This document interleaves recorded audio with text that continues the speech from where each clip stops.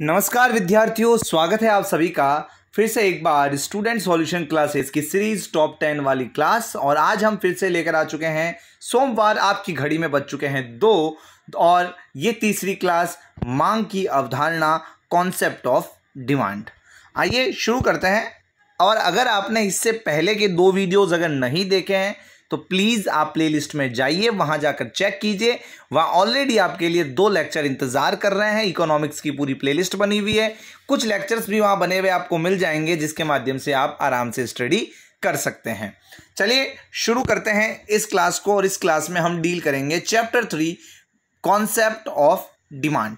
आइए देखिए, लेकिन उससे पहले हमारा मूल मंत्र ले लेते हैं। आज का मूल मंत्र क्या है? आज का मूल मंत्र है कि हमें हमेशा देखिए भगवान का तहे दिल से शुक्रिया करना चाहिए। क्यों? देखिए, उठो और आभार प्रकट करो, क्योंकि यदि आज हमने बहुत अधिक नहीं सीखा है तो थोड़ा बहुत तो सीखा ही है। और यदि हमने थोड़ा बहुत भी नहीं सीखा है तो कम से कम हम बीमार तो नहीं पड़े हैं। और यदि हम बीमार पड़ भी गए हैं तो कम से कम हम जीवित तो है। इसलिए हम सबको आभारी होना चाहिए। और ये बात कही है महात्मा बुद्ध ने। ये इस सकारात्मक माहौल, हम देखिए आज कितनी नकारात्मकता हमारे जीवन में भर रखी है, उसमें ये विचार कितनी सकारात्मकता भरता है कि हम कम से कम जीवित तो है, हम इस संसार में अभी तक विद्यमान तो है, अतः हम संसार की इस संसार को चलाने में सहायक है। समझ में आ रही है ना बात? तो महात्मा बुद्ध ने कितने अच्छे विचार अपने यहाँ पर कहे हैं। इसी को मूल मंत्र बनाते हुए हमें जीवन में डटे रहना है और लगे रहना है जब तक कि हम लक्ष्य को प्राप्त नहीं कर लेते हैं। आइए आगे बढ़ते हैं। पहला प्रश्न, द टॉप 10 वाली क्लास, पहला प्रश्न, मांग के नियम को परिभाषित कीजिए। देखिए विद्यार्थियों, मांग का नियम क्या है? मांग क्या होती है? What is mean by the demand? देखिए, मांग का नियम बताता है कि अन्य बातें समान रहने पर एक वस्तु की कीमत घटने पर उसकी मांग बढ़ जाती है तथा कीमत बढ़ने पर उसकी मांग घट जाती है। यह मांग का नियम बड़ा सामान्य सा नियम है। किसी चीज की अगर कीमत बढ़ेगी तो उसकी मांग घटेगी, और कीमत घटेगी तो मांग बढ़ेगी।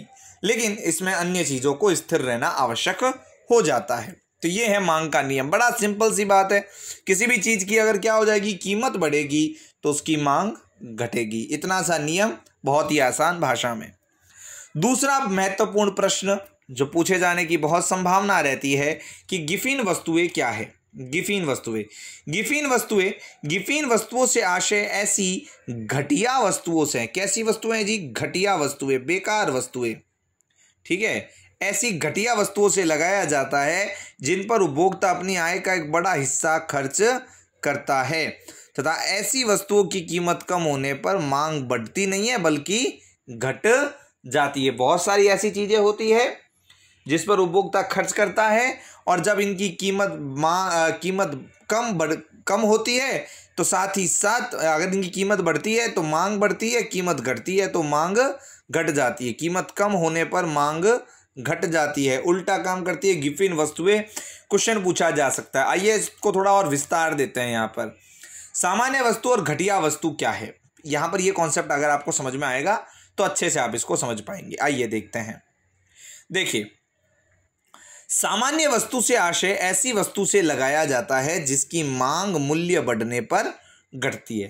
ठीक है, ऐसी वस्तु जिसकी मांग, डिमांड, मार्केट में अगर चीनी के दाम बढ़ गए तो उसकी मांग थोड़ी लोग कम कर देंगे क्योंकि इतनी आय नहीं है। ठीक है, मांग मूल्य बढ़ने पर घटती है तथा मूल्य घटने पर बढ़ती है। यानी अर्थात ऐसी वस्तुओं के संबंध में मूल्य व मांग विपरीत तथा ऋणात्मक संबंध होता है। ठीक है, कहने का मतलब सीधा सीधा है कि जो डिमांड है वो रेट के इन्वर्सली प्रोपोर्शनल है। इसका मतलब अगर किसी चीज की रेट बढ़ेगी तो डिमांड अपने आप ही क्या हो जाती है? कम हो जाती है। इस कॉन्सेप्ट को हम समझते हैं अच्छे तरीके से, हम मानते भी है इस कॉन्सेप्ट को। आगे बढ़ते हैं। घटिया या गिफिन वस्तुएं वो वस्तुएं जिनकी मांग कीमत बढ़ने पर बढ़ती है तथा कीमत घटने पर घटती है। यानी यहाँ पर क्या हो गया? Rate is directly proportional to demand. Rate बढ़ेगी किसी भी चीज की तो डिमांड भी बढ़ रही है। गेहूं सामान्य वस्तुओं की श्रेणी में। देखिए, गेहूं क्या है? सामान्य वस्तु है। अतः अगर गेहूं की क्या होगी? गेहूं कि अगर कीमत बढ़ेगी तो मांग कम होगी और मांग बढ़ेगी तो कीमत कम होगी। तथा मोटे अनाज घटिया वस्तु की श्रेणी में आते हैं, मोटे अनाज, ठीक है। इसी प्रकार देसी घी सामान्य वस्तु है, जबकि डालडा घी घटिया वस्तु है। अब डालडा घी घटिया वस्तु है, अगर इनकी कीमत बढ़ेगी तो इनकी मांग भी बढ़ेगी, कीमत कम हो जाएगी तो मांग भी कम हो जाएगी। सीधी सीधी बात है, क्योंकि घटिया वस्तु है, लोग वैसे भी कम ही लेना पसंद करते हैं। तो ये इनमें होता है घटिया वस्तुओं में। तो ये आपको प्रश्न समझ में आ चुका है। गिफिन वस्तु क्या होती है, सामान्य वस्तु और घटिया वस्तु क्या। आइए बढ़ते हैं। मांग के कोई 3 निर्धारक तत्व बताइए। तो मांग के 3 निर्धारक तत्व कौन कौन से हैं? सबसे पहले वस्तु की विशेष की कीमत कितनी है, उपभोक्ता की आय और उपभोक्ता की पसंद। ये 3 चीजें हैं जो कि मांग को प्रभावित करती है। बहुत ही सिंपल है, कोई चीज की कीमत कितनी है, सबसे पहली चीज तो वही होती है। उसके बाद उसको खरीदने की आपकी औकात है कि नहीं है, आपकी आय कितनी है, समझ, मैं सही शब्द का प्रयोग करता हूं यहाँ पर, सॉरी, आपकी आय कितनी है, सिंपल वर्ड है कि आपकी आय कितनी है। फिर आपकी पसंद भी यहाँ पर देखनी पड़ेगी। आपकी आय तो है लेकिन आपको वो पसंद नहीं है वो चीज, तो आप नहीं खरीद कर लाओगे, ठीक है। चलिए आगे बढ़ते हैं। पूरक वस्तुएं और स्थापन वस्तुएं कौन सी होती है? पूरक वस्तुएं, देखिए विद्यार्थियों, बहुत सिंपल सा क्वेश्चन और पूछे जाने की संभावना इन प्रश्नों में से बहुत ज्यादा रहती है, इसीलिए मैं यहाँ पर महत्वपूर्ण प्रश्नों की श्रृंखला में आपके लिए लेकर आया हूं। पूरक वस्तुओं से आशय ऐसी वस्तुओं से लगाया जाता है जो किसी आवश्यकता को पूरा करने के साथ साथ प्रयोग में लाई जाती है। अब देखिए, अगर आपको स्कूटर लाना है तो स्कूटर के साथ साथ पेट्रोल भी चाहिए, चाय के साथ साथ चीनी भी चाहिए, तो ये एक दूसरे के क्या हो गए जी, पूरक वस्तुएं हो गई, ठीक है ना। पूरक वस्तुएं हो गई, चाय के साथ साथ चीनी चाहिए, एक दूसरे कॉम्प्लीमेंट नहीं है, एक दूसरे का स्थान नहीं ले सकती, लेकिन जो स्थान ले सकती है विद्यार्थियों उसे स्थापन्न वस्तु कहते हैं, जिनमें किसी एक के प्रयोग दूसरे वस्तु की आवश्यकता की पूर्ति कर सकते हैं। चाय के साथ कॉफी, अगर मार्केट में चाय की कीमत बढ़ जाती है तो लोग चाय की मांग को कम करके कॉफी की मांग को बढ़ा देते हैं। चीनी और चीनी का बूरा, ठीक है, तो ये एक दूसरे के क्या है, स्थापन वस्तुएं हैं। आपको समझ में आ गया होगा कि सप्लीमेंट्री और कॉम्प्लीमेंट्री कौन कौन सी वस्तुएं होती है, पूरक वस्तुएं और स्थापन वस्तुएं, ठीक है। स्थापन वस्तुएं वो है जो किसी का स्थान लेगी, इस तरह आप याद कर सकते हैं इसको। और पूरक वस्तुएं वो होती है, जैसे अगर आप पेन लेकर आते हो तो पेन की रिफल उसके साथ पूरक वस्तु के स्वरूप होती है। बढ़ते हैं अगले प्रश्न में। छठा प्रश्न है, राष्ट्रीय आय के वितरण का मांग पर क्या प्रभाव पड़ता है? तो सामान्य सी बात है, राष्ट्रीय आय का वितरण यदि समान हो, बराबर रूप से राष्ट्रीय आय सभी में बटी हुई हो, तो आवश्यक वस्तुओं की मांग ज्यादा होगी। इसके विरुद्ध अगर राष्ट्रीय आय का वितरण असमान हो तो विलासिता की वस्तुओं की मांग ज्यादा होगी। भाई एक बात समझिए, अगर हमारे पास 10 रुपए हैं, ठीक है, और हमारे पास जनसंख्या 5 है, तो हमने उन 5 के क्या दे दिए, दो रुपए दे दिए, है ना। समझ में आ रही ना बात, 5 को क्या दे दिए, 2 रुपए दे दिए।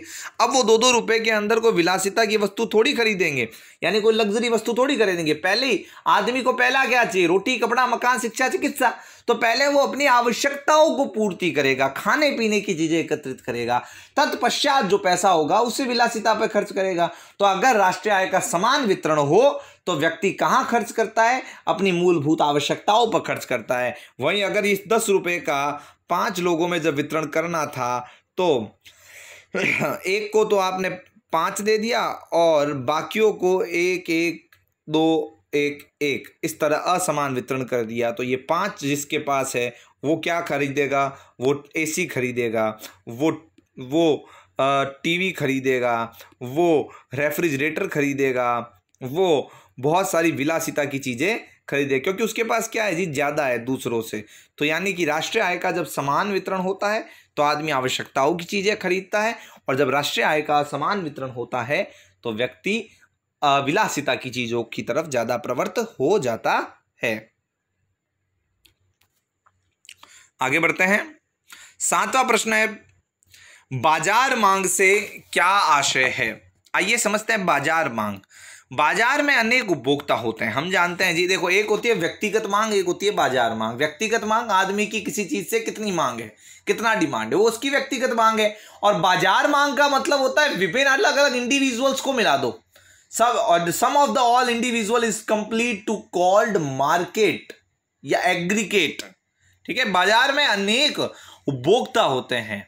किसी दी गई कीमत पर सभी उपभोक्ताओं द्वारा मांगी जाने वाली वस्तुओं की मात्रा का योग बाजार मांग कहलाता है। उदाहरण के लिए यदि बाजार में ए, बी, सी 3 उपभोक्ता है तथा ये ₹4 पर किसी समय विशेष पर किसी वस्तु की क्रमशः 10, 15 और 20 इकाइयां खरीदते हैं तो ₹4 कीमत पर वस्तु के बाजार की मांग 45 इकाई होगी, क्योंकि सभी इकाइयों को जोड़ा जाएगा। 3 लोग थे, ए, बी, सी, तीनों मिलकर 10, 15 और 20 की कोई चीज, एक जैसी चीज खरीदते हैं तो उस चीज की मांग 45 इकाई हो जाता है। प्रतिस्थापन प्रभाव क्या है, आइए समझते हैं।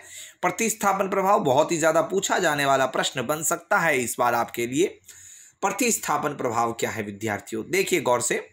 प्रतिस्थापन प्रभाव का आशय है महंगी वस्तु के स्थान पर सस्ती वस्तु को आवश्यकता पूर्ति के लिए प्रतिस्थापित करना। बहुत ही सिंपल सा बात है, ऐसा हम घरों के अंदर हमारे करते हैं। सामान्य रूप से जब भी कोई चीज़ महंगी हो जाती है तो उसको किसी ना किसी चीज़ से क्या कर देते हैं, रिप्लेस कर देते हैं। उदाहरण के लिए एक्स वस्तु की कीमत वाई वस्तु की तुलना में कम हो जाती है। एक्स वस्तु की कीमत वाई वस्तु की तुलना में कम हो जाती है।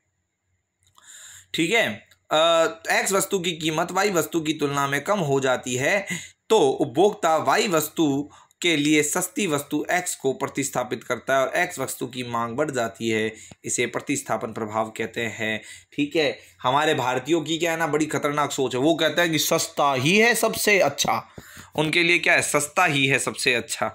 यही कुछ कारण है। आइए बात करते हैं अगले प्रश्न पर। अगला प्रश्न बहुत महत्वपूर्ण, क्योंकि इस प्रश्न में 2 प्रश्न सम्मिलित किए गए हैं। ठीक है, यहां तक आपने पढ़ लिया है। आगे बढ़ते हैं। किसी एक मांग वक्र पर चलन तथा मांग वक्र में विवर्तन को चित्र बनाकर समझाइए। आइए सबसे पहले समझते हैं मांग वक्र पर चलन।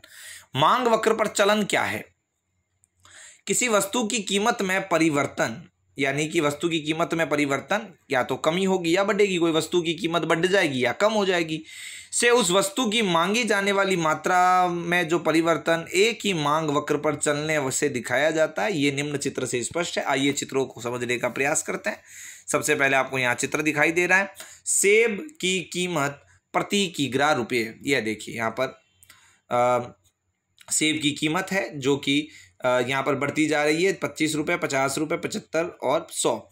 ठीक है, अलग अलग कीमत है। आप अब देखो, जब 100 रुपये की कोई चीज़ थी तो आप केवल क्या मांग रहे थे कि साहब मेरे को एक ही सेब दे दो। वो सस्ता हुआ, 50 की हो गई तो आप कहोगे सर अब हमें 3 दे दो। और सस्ता कर देंगे तो और थोड़ी हम क्या कर देंगे, उसको कम कर देंगे। यानी कीमत के कम होने के साथ साथ rate is direct inversely proportional to demand, यानी रेट के कम होने पर डिमांड अपने आप क्या होती जाती है, इंक्रीज होती जाती है। बस यही बात आपको इसके अंदर समझनी है। चित्र से स्पष्ट है कि जब सेब का मूल्य 100 रुपये प्रति किग्रा होता है तो सेब की मांग 1 किग्रा होती है, लेकिन जब सेब का मूल्य घटकर 50 प्रति किग्रा हो जाता है तो मांग बढ़कर 3 किग्रा हो जाती है। इसे मांग का विस्तार कहते हैं। क्या कहेंगे इसको विद्यार्थियों, मांग का विस्तार कहते हैं। उपभोक्ता ए बिंदु से बी बिंदु पर खिसक जाता है। ए से कहां खिसक जाता है, बी पर खिसक जाता है। आगे बढ़ते हैं। अगला है संकुचन। संकुचन, अब देखो अब इसको विस्तार और संकुचन कैसे याद रखोगे। देखो यहां पर क्या हो रहा है, ये पहले यहां पर था, अब ये धीरे धीरे ऐसे ऐसे बढ़ रहा है ना। देखो ऐसे ऐसे इस ऐसे हुआ, यानी बढ़ाई है। यहां से तो यहां पर था, अब धीरे धीरे धीरे धीरे धीरे धीरे इसका क्या हुआ, यहां से यहाँ इस पॉइंट पर पहुंचा है। तो ये क्या हुआ, मांग का विस्तार हुआ है। पहले मांग केवल इतनी थी, अब मांग कितनी हो गई, इतनी हो गई, तो मांग का विस्तार। अब अगला जो है वो मांग का क्या है, संकुचन। मांग का संकुचन क्यों है विद्यार्थियों, क्योंकि पहले मांग थी इतनी, अब क्या हो गई, इतनी। तो पहले इतनी थी, अब कितनी हो गई, इतनी हो गई। तो ये मांग क्या हो गई, संकुचित हो गई ना, छोटी हो गई, नैरो हो गई है। यहाँ वाला ये बड़ा है, ये छोटा हो गया, इसको बोलेंगे मांग का संकुचन। समझ में आ गई बात क्या, मांग का संकुचन। इसको पढ़ के भी सुना देता हूं।